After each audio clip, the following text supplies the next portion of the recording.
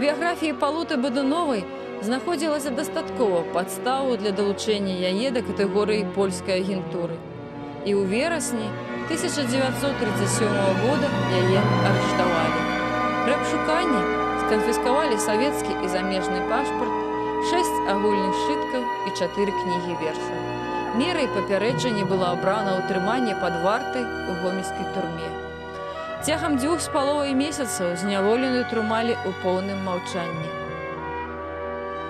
Першы і апошні допыт адбыўся толькі 22 лістапада, а яго пратакол заняў 3 старонкі.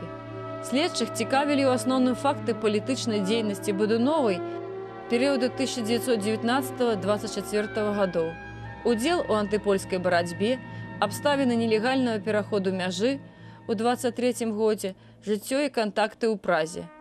Пра час знаходжання ў Беларусі пасля вяртання з эміграцыі не задалі аніводнага пытання. Тым не менш, абвінаваўчае заключэнне фармулюе наступную выснову. Пражывая в СССР, пасля возвращения из Чехословакии, проводила антисоветскую агитацию, проявляла тенденцию снова вернуться в Чехословакию, злобно высказывалась в отношении ВКПБ и советского правительства. Палуту Бодунову перевезли в Менск, и особая тройка НКВД БССР вынесла прысуд – 10 год папраўча-працоўных лагераў. Але ён не быў выкананы. Бодунову пакінулі ва ўнутранай турме НКВД, вядомай амерыканцы. Гэта было звязана з пераходам органаў НКВД да другога этапу – выкрыцця шырокага аб'яднанага антысавецкага падполля ў Беларусі, якое нібыта склалася яшчэ на пачатку 30-х.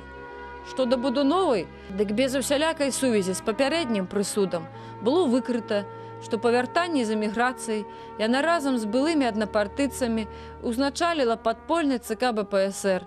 Ніякіх дакументальных альбо фактычных доказаў выстаўлена не было. Царыцай доказаў у тагачаснай юрыспрудэнцыі ўжо афіцыйна лічылася ўласнае прызнанне. Аб сродках здабывання такіх прызнанняў цяпер вядома дастаткова.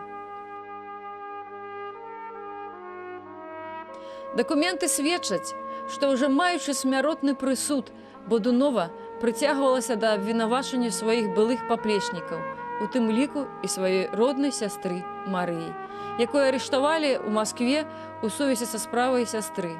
Гэты эпізод следства бадай што самая драматычная старонка ў біяграфіі сясцёр. 25 траўня 1937 года яшчэ адна асабовая нарада НКВД БССР прысудзілі Палуту Бодунову да вышэйшай меры пакарання.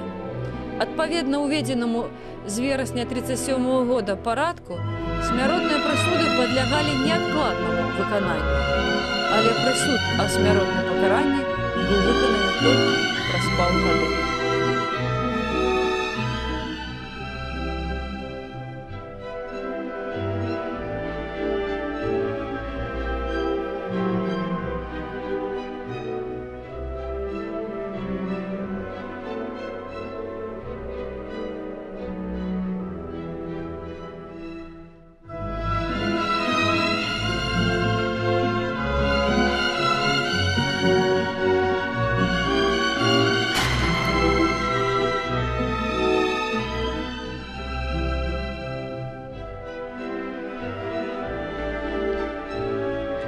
Палуту Бодунову рэабілітавалі толькі праз 50 гадоў дзеля адсутнасці складу злачынства. Імя Палуты застаецца невядомым не толькі шырокай грамадскасці, але і гісторыкам. Ні ў сталіцы, ні ў родным Гомелі няма помніка альбо памятнага знака, няма названай у яе гонар вуліцы, адсутнічаюць музейныя экспазіцыі.